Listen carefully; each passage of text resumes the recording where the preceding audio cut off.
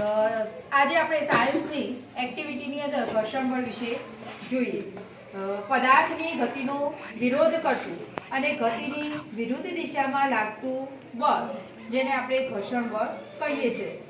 ઘર્ષણ બળના 3 પ્રકાર છે: સ્થિત ઘર્ષણ બળ, સરકતું ઘર્ષણ બળ અને લોટણ ઘર્ષણ બળ. બરાબર.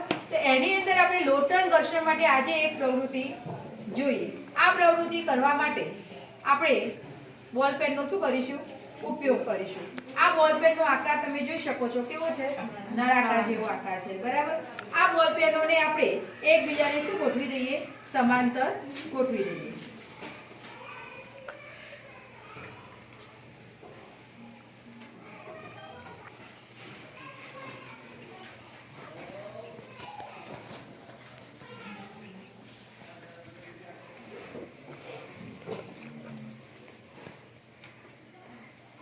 આના પર આપણે એક શું મૂકી દઈએ?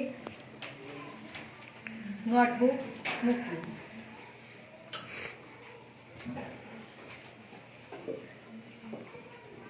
ઓકે.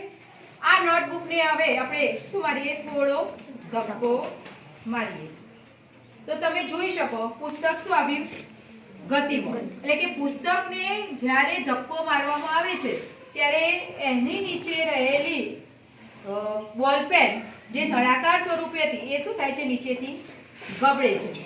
બરાબર. એટલે કે એક વસ્તુ બીજી વસ્તુની સપાટી પર શું થાય છે? ગબડે છે. થોડા સમય પછી તમે જોયું કે એની ગતિ શું થઈ ગઈ? અટકી ગઈ. બરાબર. એટલે કે ગતિને અવરોધતું શું લાગ્યું?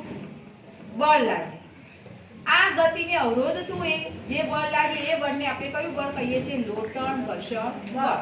પરંતુ વસ્તુને સરકાવવા કરતા ગબડાવી શું લાગી? આપણને સરળ લાગી. તો એનું કારણ એવું આપી શકાય કે સરકતા ઘર્ષણ બળ કરતા અને સ્થિત ઘર્ષણ બળ કરતા લોટણ ઘર્ષણ બળનું મૂલ્ય કેવું હોય છે? ઓછું હોય છે. માટે એક વસ્તુ બીજી વસ્તુની સપાટી પર સરળતાથી શું થઈ શકે છે? ગબડી શકે છે.